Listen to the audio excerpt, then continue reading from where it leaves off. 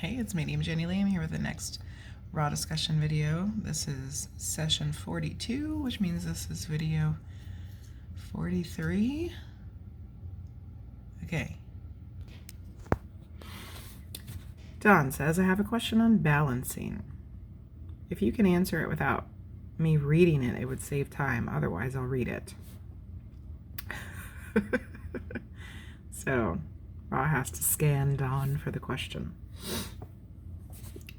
We understand your desire to preserve your opportunity. However, a summary of the query would be well.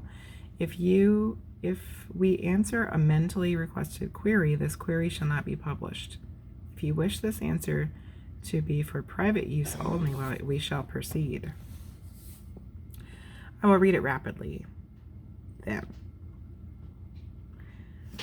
Going to make a statement and ask you to comment on its degree of accuracy. I'm assuming that the balanced entity would not be swayed either toward positive or negative emotions by any situation which he might confront. By remaining unemotional in any situation, the balanced entity may clearly discern the appropriate and necessary responses in harmony with the law of one for each situation. Vulcans. Poor Don. Poor Don thinks that if you're balanced, you're not going to have any emotions. I think this is wrong. Okay, let's keep going. Most entities on our planet find themselves unconsciously caught up in every emotional situation which they come in contact with according to their own unique biases. And because of these biases, they are unable to clearly see clearly, teach, learn opportunities and appropriate response in each emotional situation, and must therefore, through a process of much trial and error and enduring and resulting pain, repeat such situations many, many times until they become consciously aware of the need to balance their energy centers and thusly their responses and behaviors. You know, it's true. We do have to repeat a lot of the same mistakes to learn from them, and they can be painful. Once a person becomes consciously aware of the need to balance their energy centers and responses, the next step is to allow the appropriately positive and negative responses to emotional situations to flow smoothly through their being without retaining any of the emotional coloration after it has been consciously observed and allowed to flow through the being.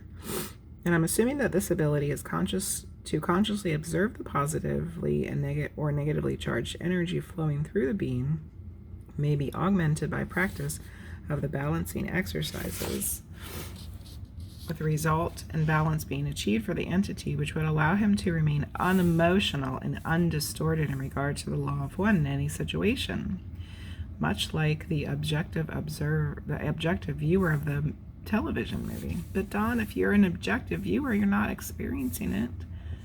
You can't be unemotional.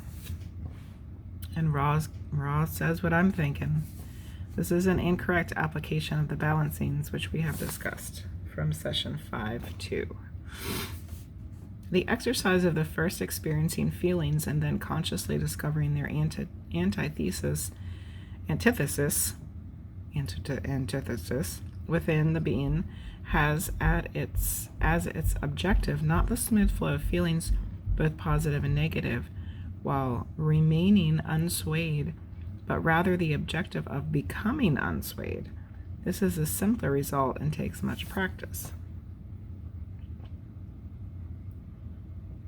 So, not that you're not letting the emotions go through you when you have them. You can't repress them. You can't not experience them. But rather you wouldn't become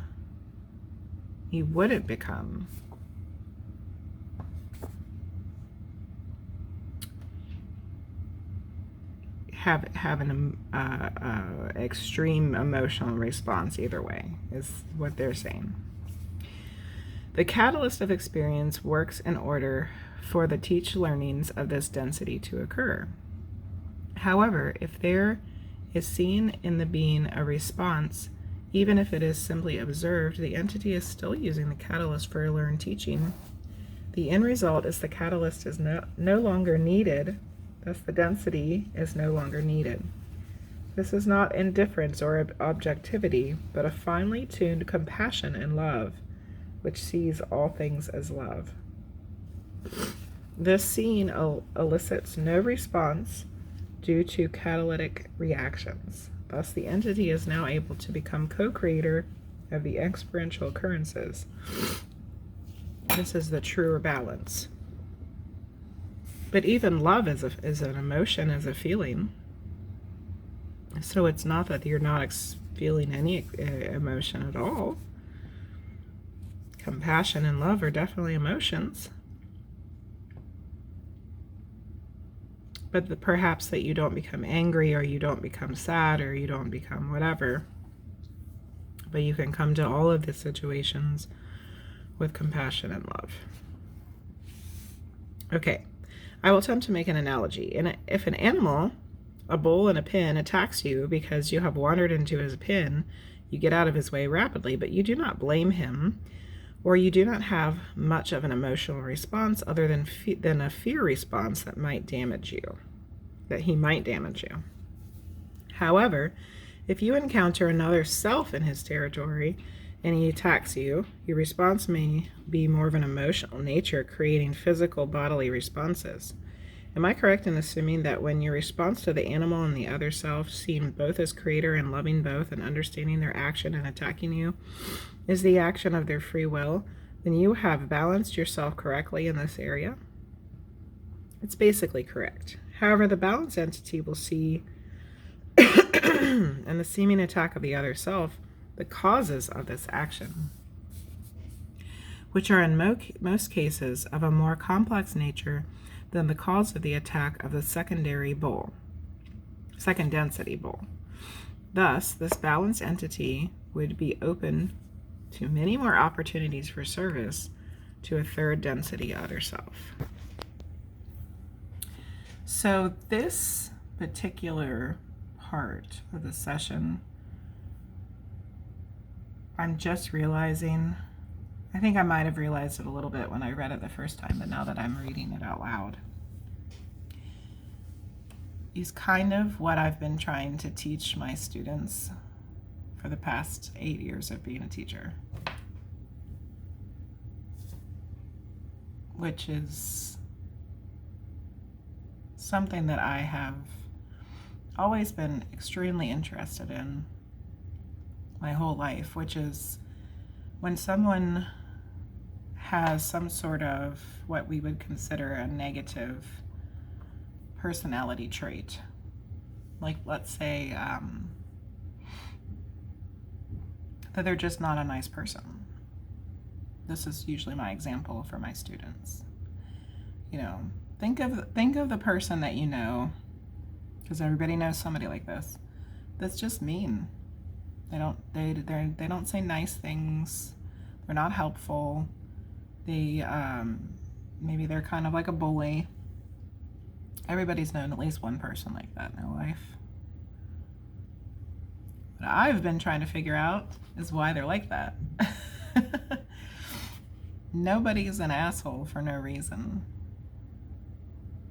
Somebody did something to that person, or they had some sort of experience within their lifetime, usually in their childhood, that caused them to be like that.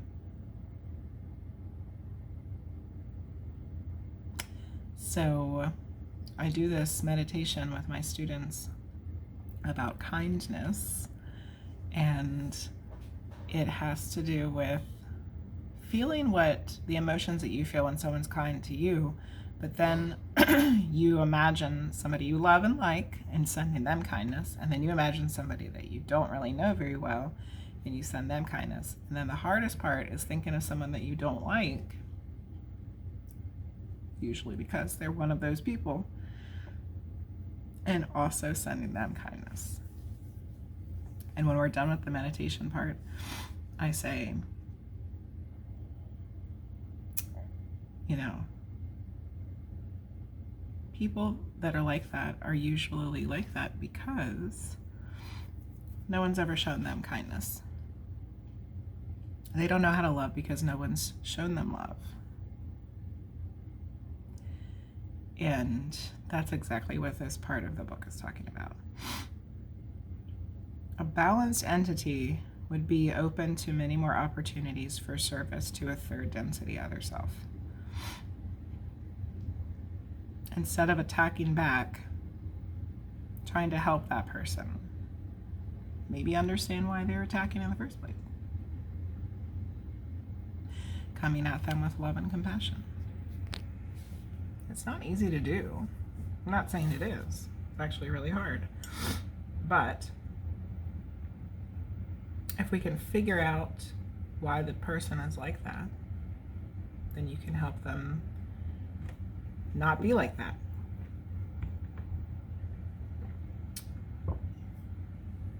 Okay. Dawn asks, would a perfectly balanced entity feel an emotional response when being attacked by the other self? Correct. The response is love. Hard to do. Hard to do.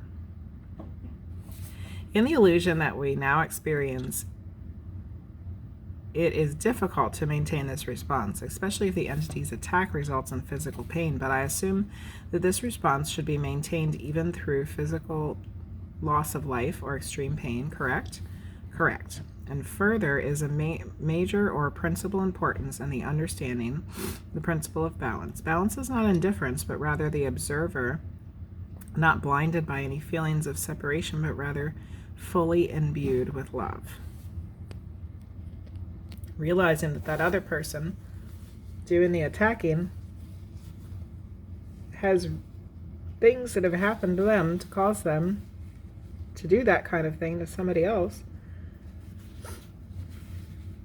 Having compassion for them and perhaps even trying to help them so that they don't act like that. In the last session, you made the statement, we, that is Ra, spent much time and space in the fifth density, balancing the intense compassion gained in the fourth density. Could you expand on this concept with respect to what we were just discussing? The fourth density abounds in compassion. This compassion is folly when seen through the eyes of wisdom. It is the salvation of third density, but creates a mismatch of the ultimate balance of the entity. So even though up here we're talking about having love and compassion for someone to get to this fourth density where it's all compassion, when you look at it with wisdom, maybe it's not as good as we thought. Thus, we as a social memory complex of fourth density had the tendency towards compassion, even to martyrdom and aid to other selves. When the fifth density harvest was achieved, we found that in this vibratory level, flaws could be seen in the efficacy of such unreviled compassion. We spent much time, space, and contemplation of those ways of the Creator which imbue love with wisdom. So martyrdom in the aid of others. So then, I'm wondering, well, what's the answer to that then? All right. Try to make an analogy for this in the third density. Many entities here feel great compassion toward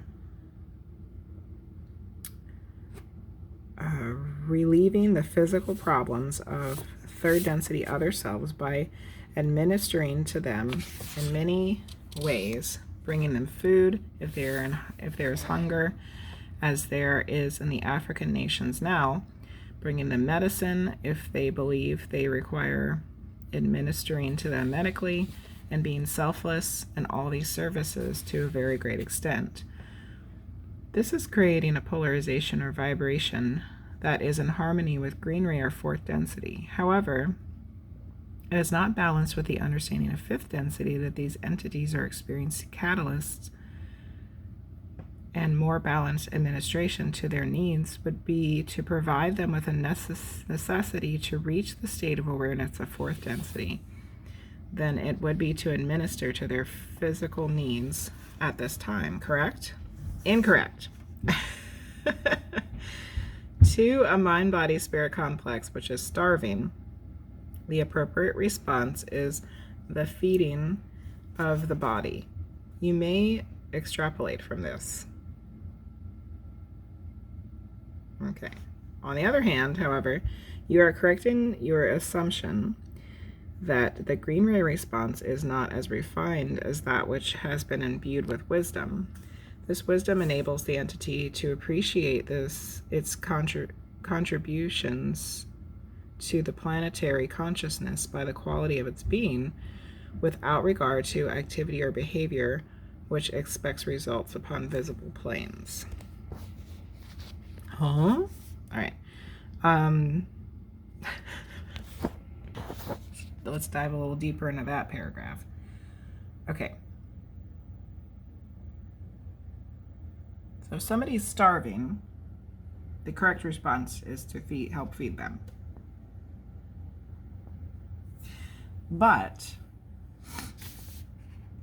the green ray response is not as refined as that which has been imbued with wisdom. The wisdom enables the entity to appreciate its contributions to the planetary consciousness by the quality of its being, without regard to activity or behavior which expects results upon visible planes. So is that saying that, like, when you're in that fifth density kind of wisdom, that you've realized that it's more about the collective consciousness? That if your mind, body, spirit is balanced, loving, and compassionate, that you just being that way is enough without having to physically help others?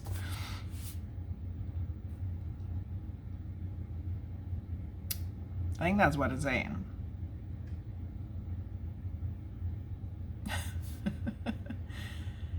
Which I guess is just information that we're not privy to yet of how that could possibly be enough to help others.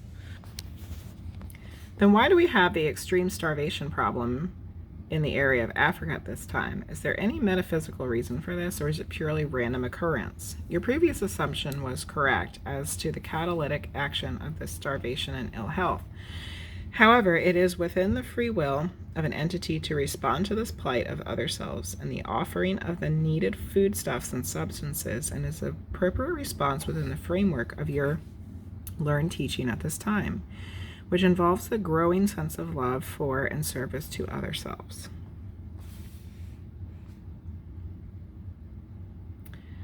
Okay.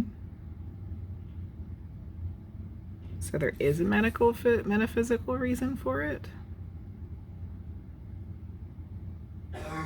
Previous assumption was correct as to the catalytic action of this starvation. Well, okay. So this is 1981, and anybody that lived through the 80s knows that Africa went through horrible. I mean, there's still many places where they still are, but horrible problems in the 80s in Africa.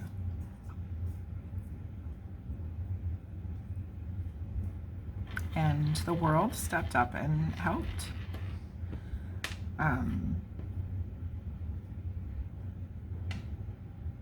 And I'm just wondering if, in some ways, it was like, let's just take the United States as an example here, although it's happened from many other places too. The way that the European population of people, or in United States included, has treated the people of Africa for hundreds of years. You see where I'm going here? I mean, just slavery alone. But there's so much more to it than that. And then we go through this time, this changing of perspectives that's been extraordinarily painful and hard to get through. Slavery ending, but then still segregation, and still, even though it's the year 2022, racism, which is it's mind-bogglingly awful.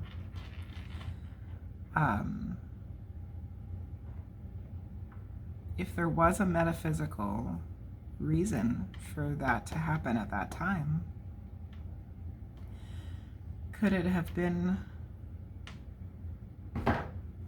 to help the world realize that people of Africa are people too? And that by watching them suffer and starve and be sick, that it gave people the chance for love and compassion and to do something about it, to help heal and fix wounds that we have given ourselves for such a long time.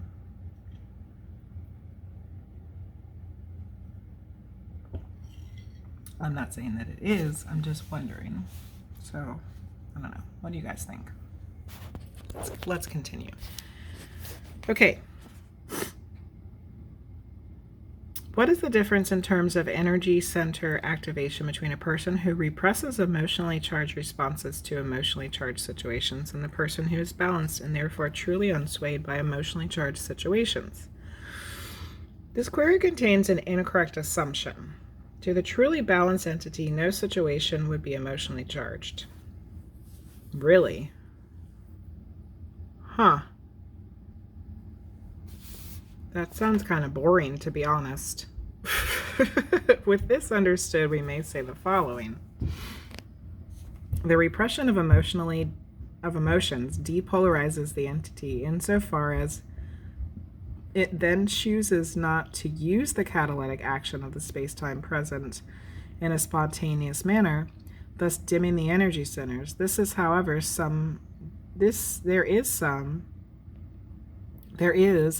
some polarization toward positive if the cause of this repression is consideration for other selves.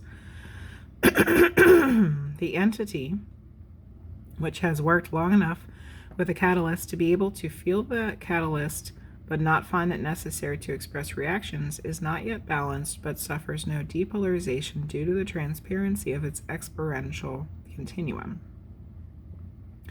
Thus, the gradual increase in the ability to observe one's reactions and to know the self will bring the self ever closer to a true balance.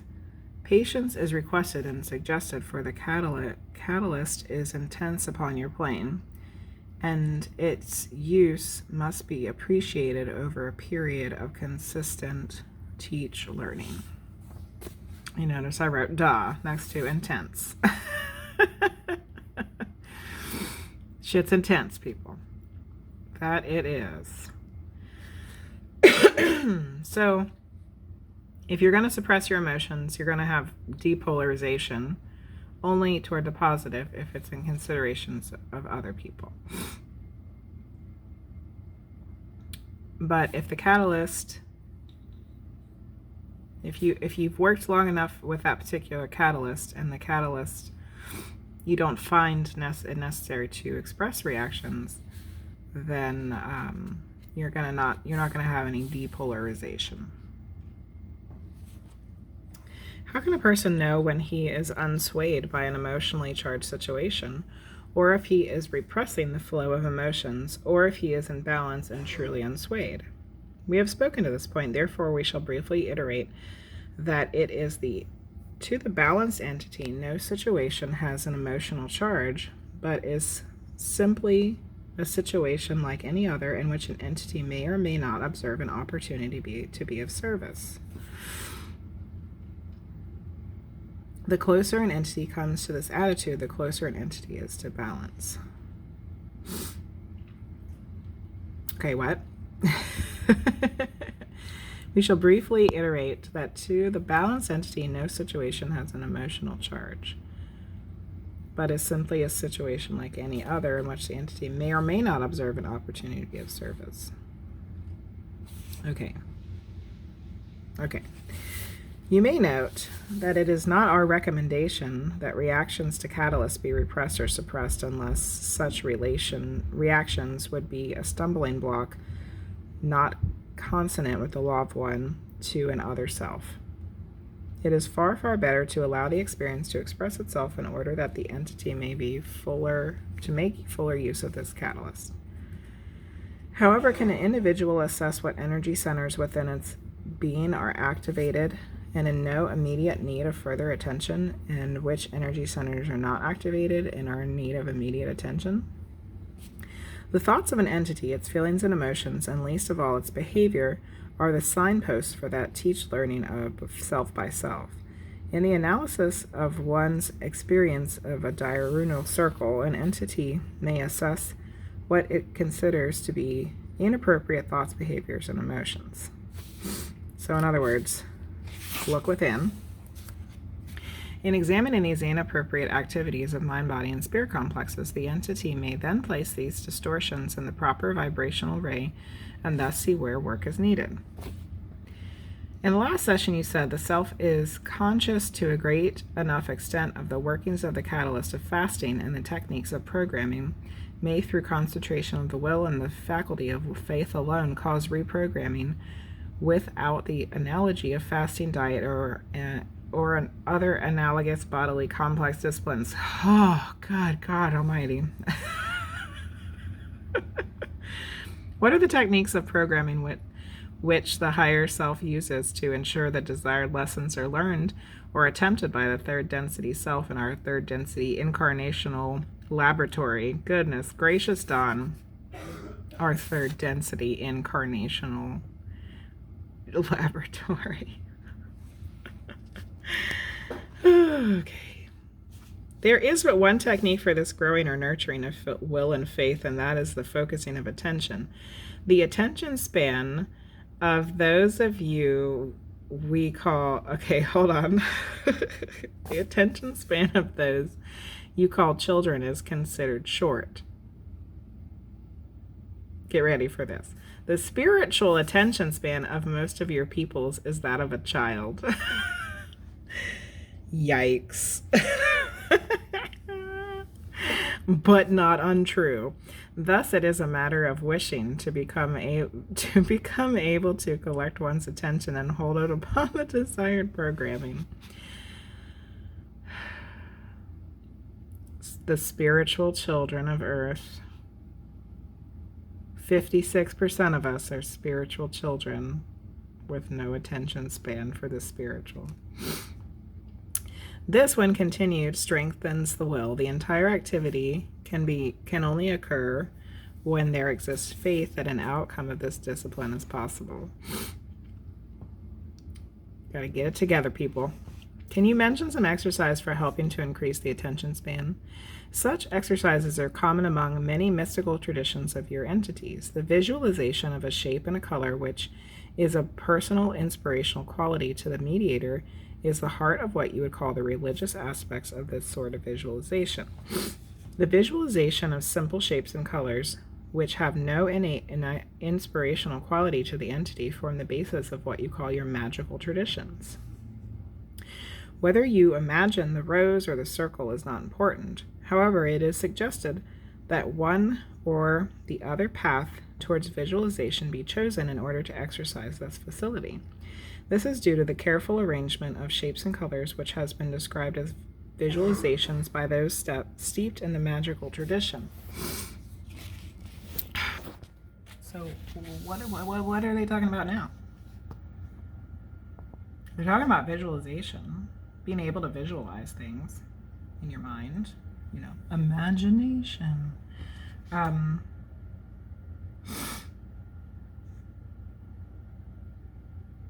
Talking about magic and religion.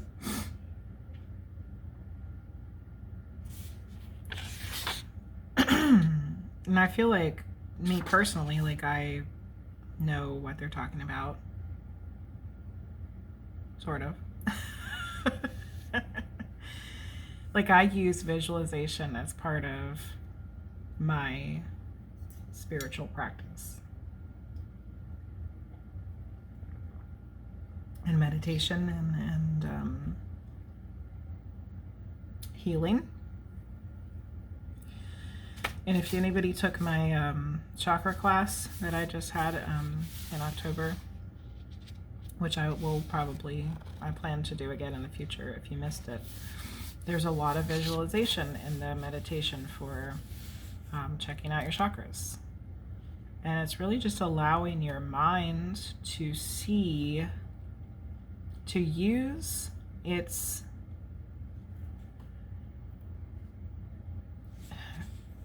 I don't want to use the word imagination, because imagination has a connotation that it's something that's made up, and it's not made up. But it's like imagination, and the fact that when you're imagining something, you can see it in your mind like it's really happening, right? So the visualization uses that faculty of imagining something to connect in with your own self and visually see it in your mind, what is happening within your body and your soul.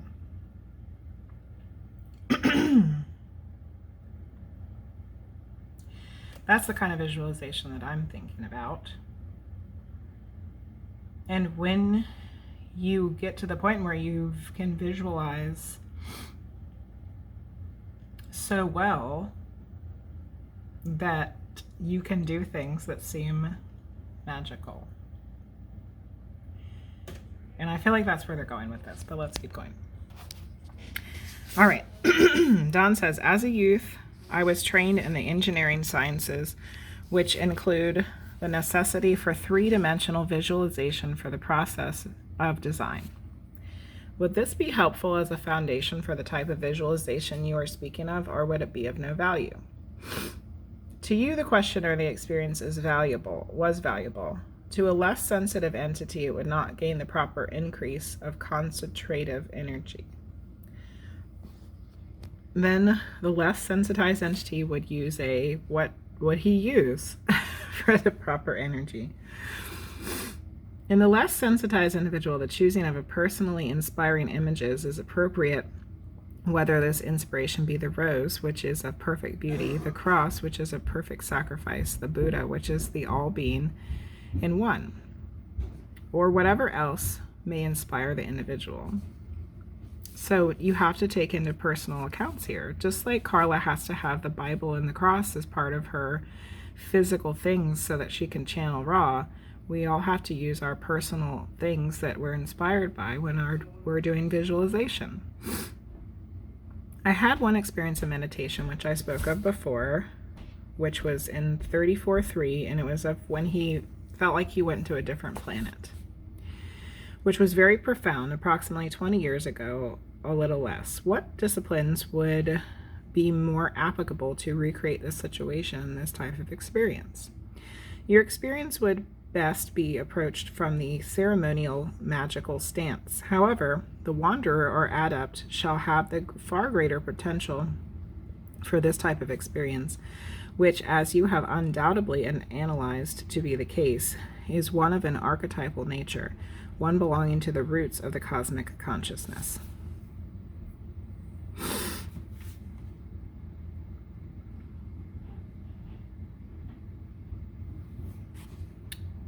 So someone who's had a lot of experience doing that kind of visualization, or even perhaps astral travel,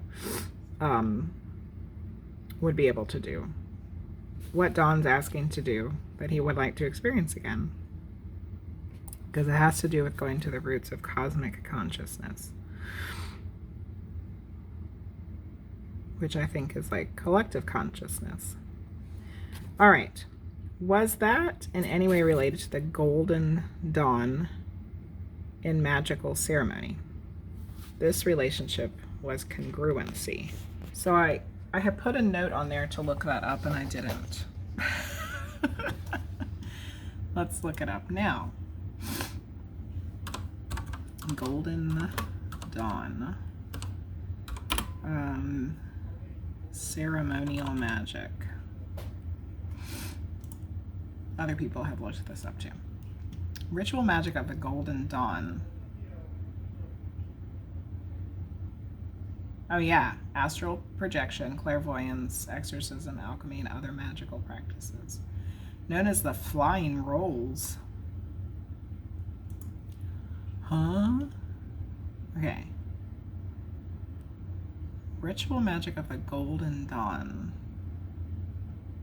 Secret writings of the mystical order reveal the keys to astral projection, clairvoyance, and other magical practices. The Hermetic Order of the Golden Dawn, which our Dawn in the book has mentioned them before, whose members included W.B. Yeats and Aleister Crowley. Okay. So yeah, astral projection. That's what I'm thinking. Okay, then in attempting to reproduce this experience, would I then best follow practices of the Order of a Golden Dawn in reproducing this? To attempt to reproduce an initiatory experience is to move backwards. However, the practice of this form of service to others is appropriate in your case, working with your associates. It is not well for positively polarized entities to work singularly. The reasons for this are obvious. So he had the experience to initiate him into something new. And if he wanted to just re-experience that, he's moving backwards. Now he needs to do it as a service to others, to work with others. That makes sense. So think about that for a little while. Okay, then this experience was a form of initiation? Yes. Using the teach-learning relationship of parent to its child, what types of actions would demonstrate the activation of each energy center in sequence from red through violet? Dawn really asks a lot of questions about chakras. The entity, child or adult, is not an instrument to be played. The appropriate teach-learning device of a parent to child is the open-hearted beingness of a parent and the total acceptance of the beingness of the child. This will encompass whatever material the child entity has brought into the life experience in this plane. There are two things especially important in this relationship other than the basic acceptance of the child by the parent. Let's take a second here. There are two things especially important in this relationship other than the basic acceptance of the child by the parent. There's so much stuff going on right now in the world, people.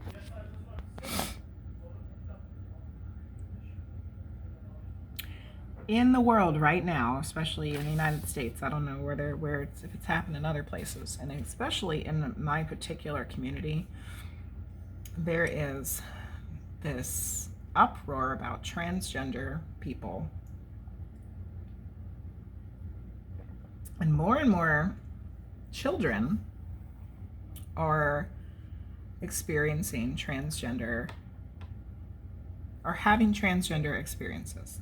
Whether it's the whole gamut of reasons, whether it's they really feel like they're supposed to be somebody else, a different gender, whether they're just experimenting, whether it's peer pressure, whether it's whatever, it doesn't matter. It doesn't matter what the reason is.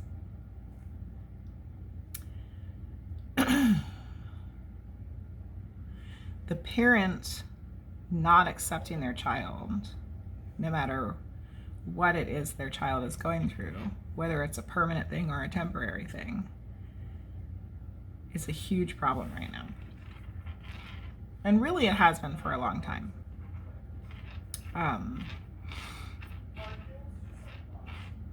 I don't know, I might have mentioned, I don't know if I've mentioned in these particular videos, but that I just finished watching the Andy Warhol Diaries on Netflix. You know, Andy Warhol was a gay man. He was born in the 1920s.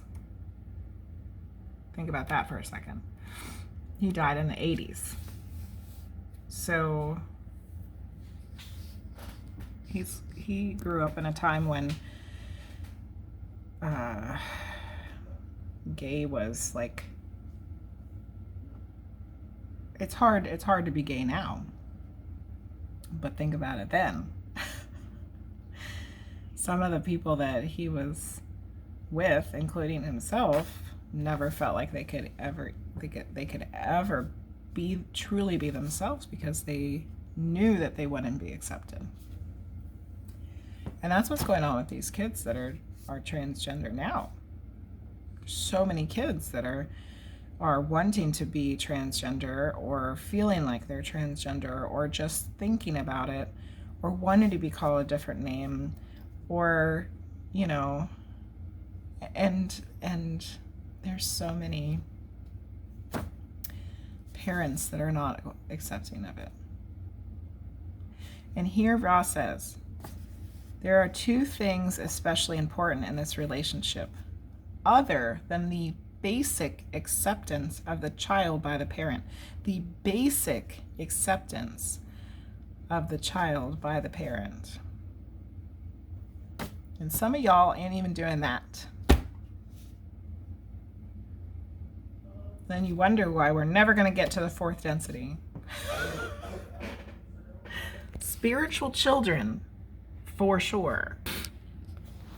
All right, firstly, the experience of whatever means the parent uses to worship and give thanksgiving to the one infinite creator should, if possible, be shared with the child entity upon a daily basis, as you would say. So just being grateful for life and living, and that everything is one. Secondly, the compassion of a parent to a child may well be tempered by this understanding that the child entity shall learn the biases of service to others or service to self from the parental other self. This is the reason that some discipline is appropriate in the teach learning. This does not apply to the activation of one energy center, for each entity is unique and each relationship with self and other self doubly unique.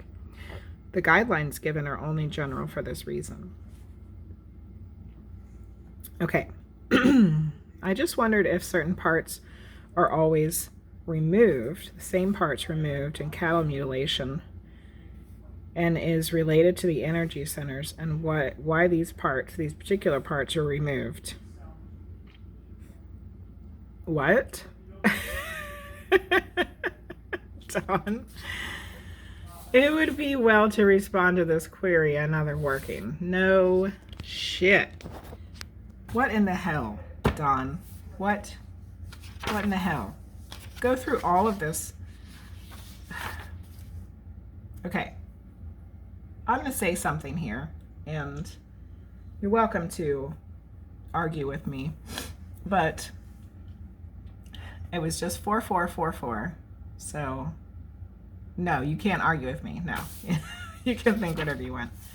I really feel like this whole session was Don trying to get in grips with his own issues. Because if you've read up on what happens to Don after all of this and how he passes, it's some real crazy intense stuff. And, you know, who knows what's what, and, you know, whatever. But this whole session to me feels like Don wanting to come to grips with his own issues. He doesn't want to feel his own emotions because he had traumatic, horrible pain.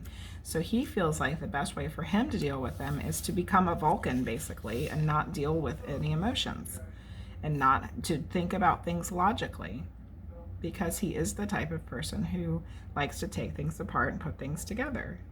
He talks about how he has an engineering background. So he doesn't want to have to deal with his emotions.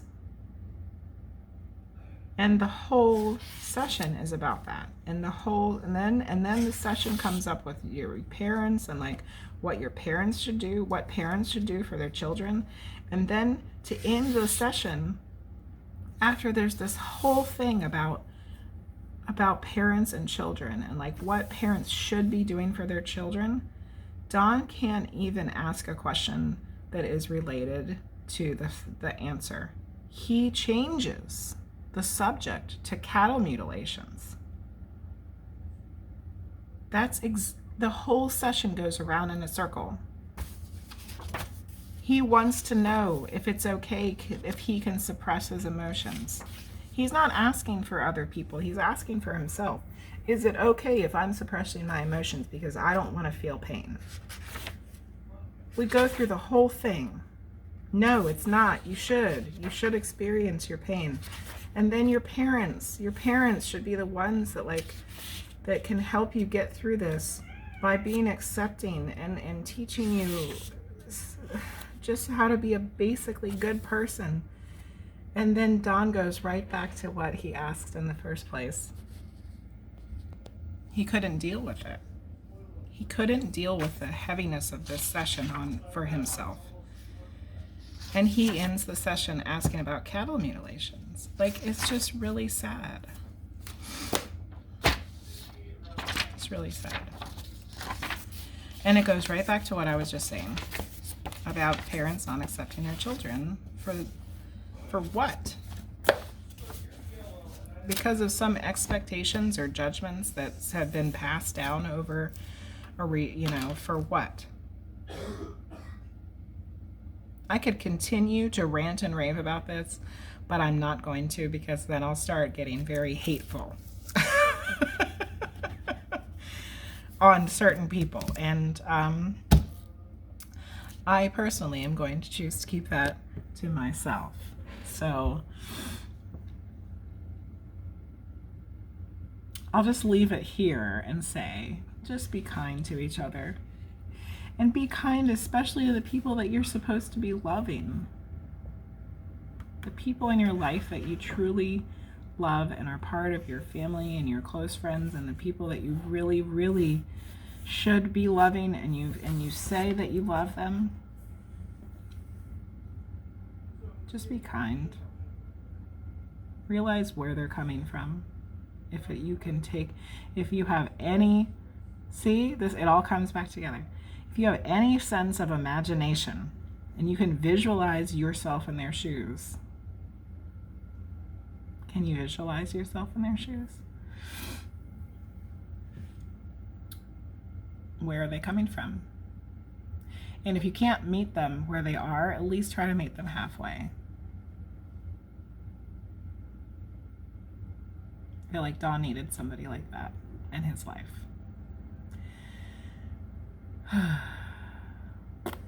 Okay. Please comment, discuss questions, comments, concerns, complaints. If you like this video, give it a thumbs up. If you haven't subscribed already, please do. If this is the first raw video you've seen, you should really watch them in order. And thank you for watching this one. This is another long one. What can we do? All right. Hope everybody is doing well. And that was a little bit of a tough one. Anyway, thanks for watching, and I'll see you next time. Bye-bye.